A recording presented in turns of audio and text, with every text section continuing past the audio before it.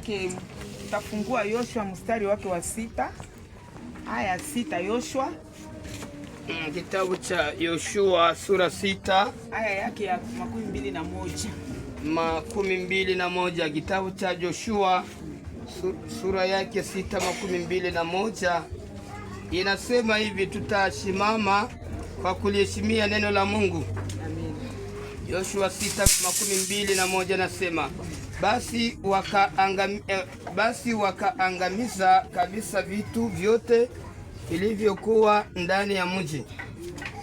Nasema wanaume na wanawake, watoto na wazee, na ng'ombe na kondoo na punda kwa makali ya upanga.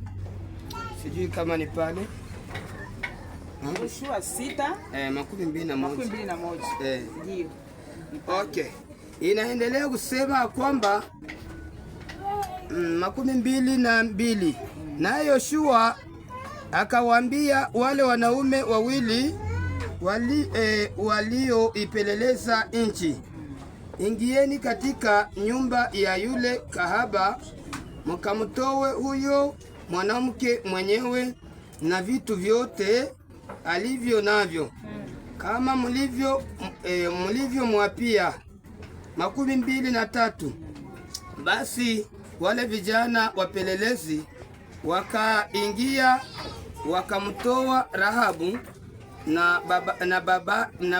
na baba yake, na mama yake na ndugu zake na vitu vyote vilivyokuwa navyo, wakawatoa na jamaa zake wote pia, wakawaweka nje ya matuo ya Israeli. Inasema 24. Kisha wakautekeleza mji kwa moto na vitu vyote vilivyokuwa ndani yake, bali fedha na dhahabu na vyombo vya shaba na vya chuma wakavitia katika hazina ya nyumba ya Bwana. Aliwaficha wale wajumbe aliyowatuma Yoshua ili kupeleleza mji wa Yeriko. Amina. Amen. Amena. Haleluya. Amen. Kichwa cha neno letu kwa usubuhi leo inasema kuwa na moyo wa huruma. Kuwa na moyo wa huruma. Hiki kitabu cha Yoshua kiliandikwa na Yoshua mwenyewe. Hiki kitabu ambacho tuko tunasoma kiliandikwa na Yoshua mwenyewe. Na mahali hiki kitabu kiliandikiwa ni Kanaani. Hiki kitabu tuko tunasoma cha Yoshua mwenyewe alikiandika ni Yoshua mwenyewe. Na kwenye kiliandikiwa ni Kanaani. Katika mwaka wa 1415. One kama inakuwa siku. Ndio. Jina la Bwana libarikiwe sana. Ndio pale kitabu kiliandikiwa. Sasa hapa tunaona neno kuhusu kahaba. Huyu kahaba alikuwa na moyo wa huruma. Na watu tunajua sisi wote wa kahaba. Ndio. Gisi wanaendaka wanazuruka. Kahaba ni mtu mwenye kwanza anakuwa na moyo wa huruma. Anakuwa mkaribishaji. Hapa tunaona kama wakati yenyewe wapepelezi waliingia katika mji wa Yeriko, wakatia kuchomokea mumuji, wakachomokea directement kunyumba ya kahaba. Watu wa mji wakaanza pia wanapepeleza, wakaanza pia wanawaangalia. Wakasema tunaona watu wanaingia huko. Tunaona watu wanaingia huko. Ni mji ya Yeriko ilikuwa ni mji ambao wenyewe ilikuwa mji kidogo, lakini walikuwa wanaizingira na lupango.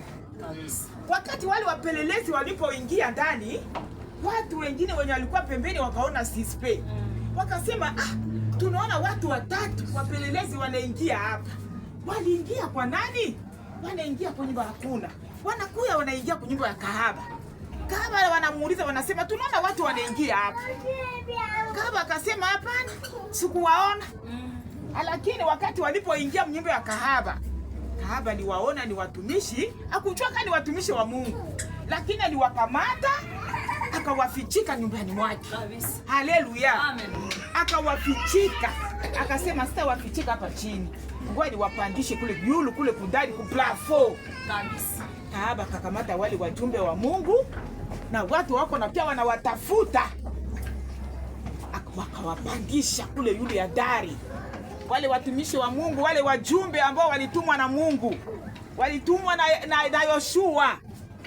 Mwende mkapeleleze kwanza, muangalie kama mwele inchi muko namuna gani.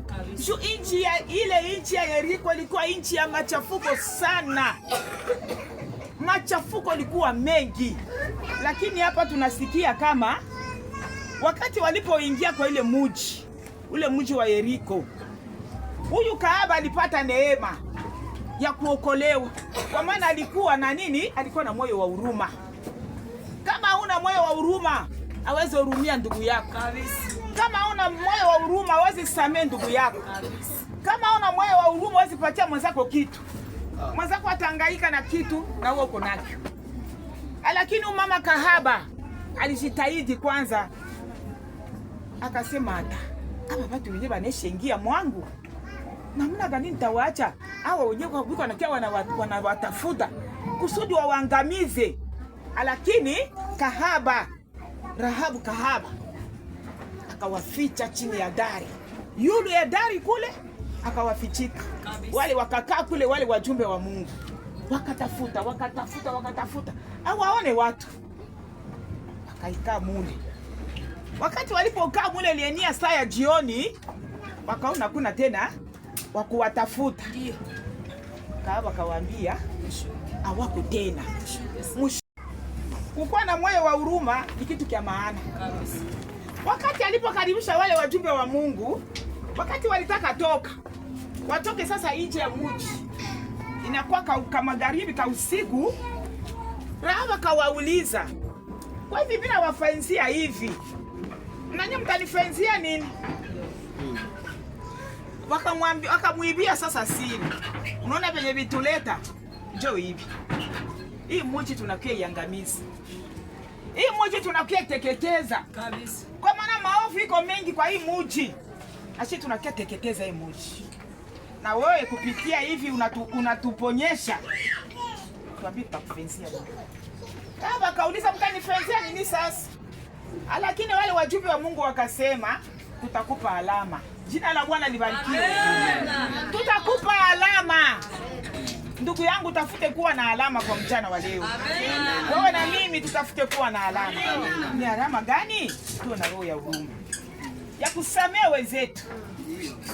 Kusamehe wenzetu tu. Lakini kama una moyo wa kusamehe, hata mtumishi wa Mungu anaweza fika kwako, uweze kumpatia hata maji ya kunywa kabisa. Una roho yako ya upendo, hauna roho ya huruma.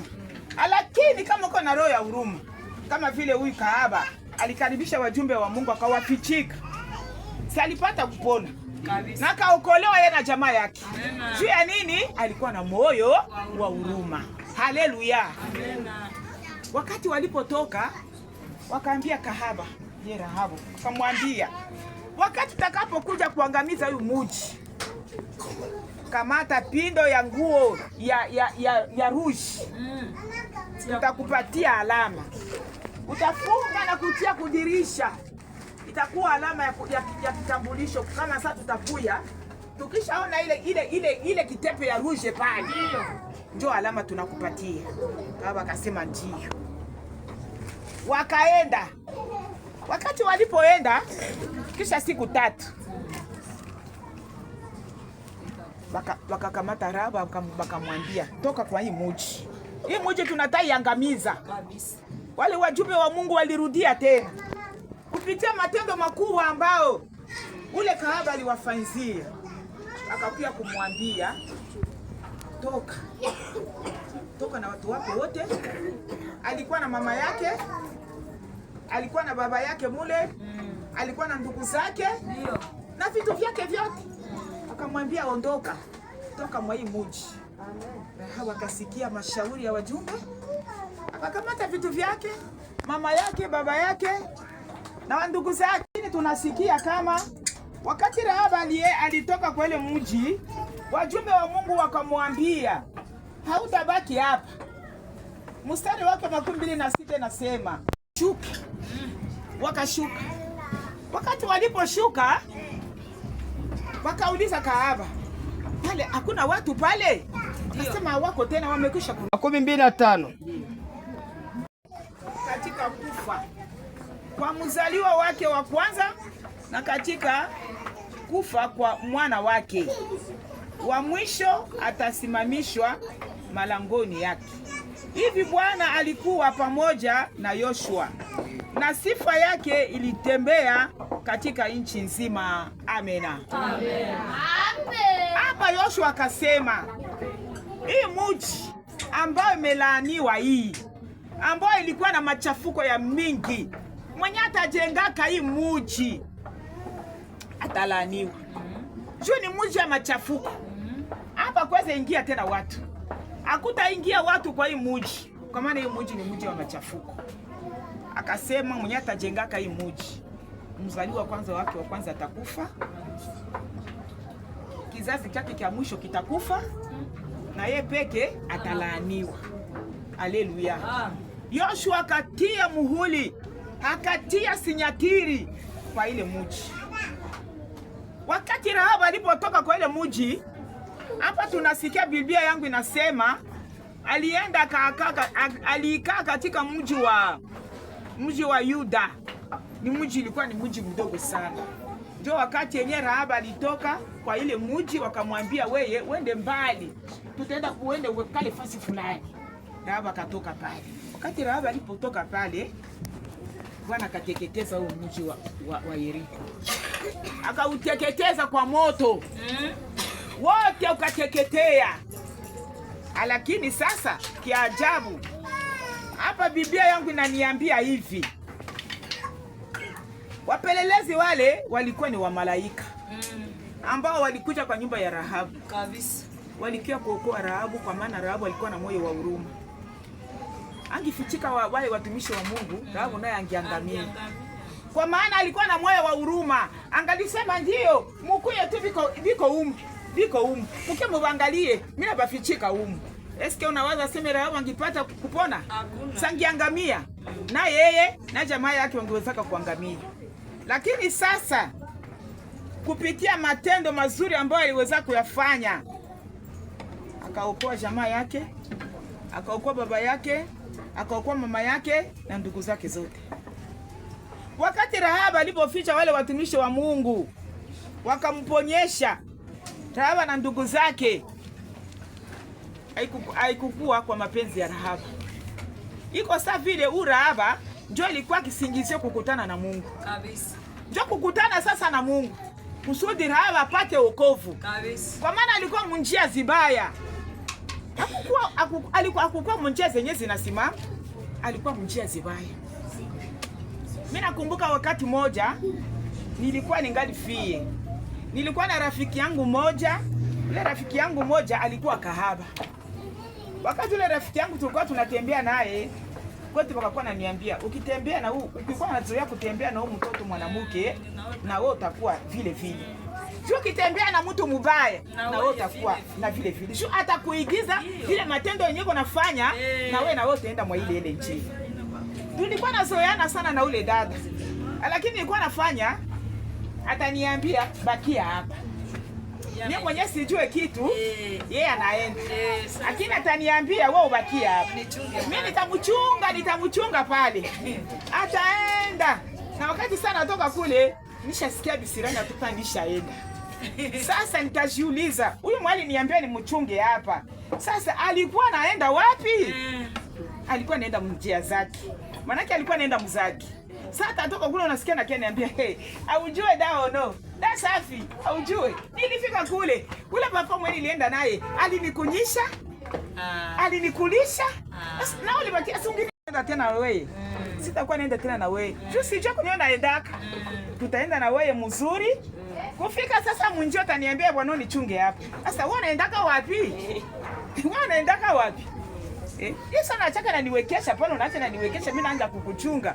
Sasa wewe unaenda wapi? Kabisa. Siku moja niambia kuko naendaka. Nilikuwa siku moja nikaita mama yake nikamuuliza. Sasa tunaenda tunatembea na mwenzetu. Tukienda naye tunafika sasa vile tukonyo tunaenda sasa vile kafasi sasa vile kakukunya kakobo kachupa hivi sasa vile mu restaurant. Atabakia ananipatia sasa vile kamkate pale mimi nakunywa. Ananiambia, "Sasa funichunge kwanza pale, mimi nenda na papa huko nje mimi nenda mutreze." Wewe kila siku njoo na kwako na treze. Unaniambia tu nibakie pale. Sasa wewe niambia shie wote twende kule. Sasa wao ndio unafanya nini kule? Nikauliza mamake siku mwa dada mtoto wako anakuwaka msawa. Wala anakuwaka mcheza mzuri. Siku ya mwezi inakuwaka ni siku moja. Ndio. Ilikuwa siku moja tuko nyumba hivi tunaona mama mmoja anakuja. Asa niko natafuta Teresa. Ndio Teresa leo atanijua leo. Kwenye alikuwa na bwana yangu jana, atanijua leo.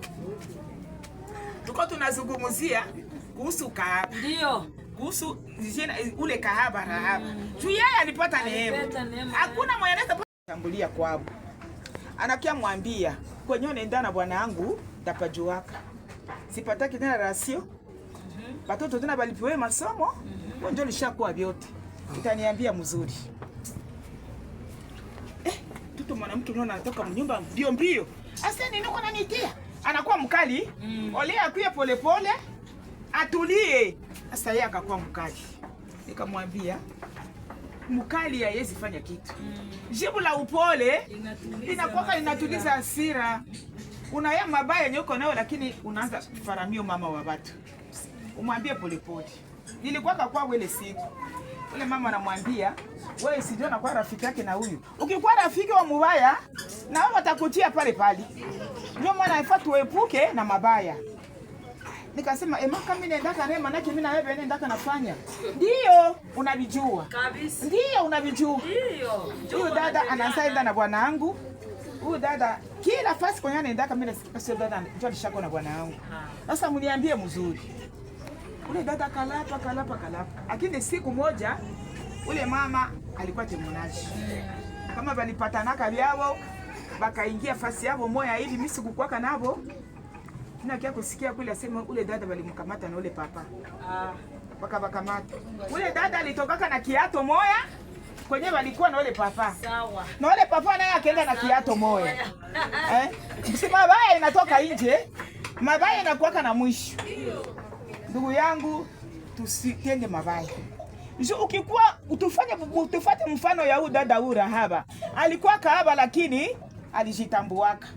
Akasema hivi hata ninakuwa kahaba lakini ndasaidia watu ya Mungu. Kuwa na roho ya huruma. Roho ya huruma. Usiende mnaingia mu vitu venye vitabangamiza. Tuko hapa kwa mchana wa leo, tuko tunafundishana na kuonyana. Huyu Rahaba alikuwa na moyo wa huruma. Ule dada alipataka magumu kwa ule papa. Ule dada akafungwa.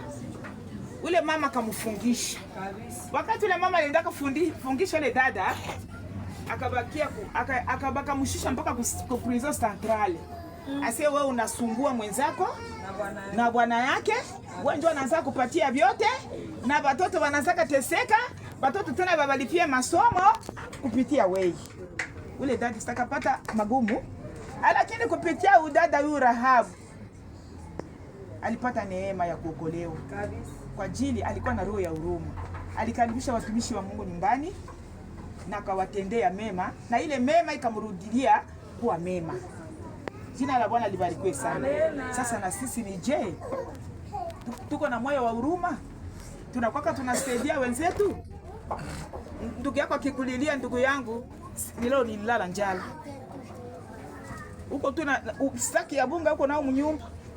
Lakini kwa kutosha tai kidogo usaidie mwenzako inashindikana. Huko tu pale vyako vinakuishia kama wewe peke. Mwenzako yuko tu na nguo moya anafulaka usiku. Lakini uko pale unasindiliaka tu.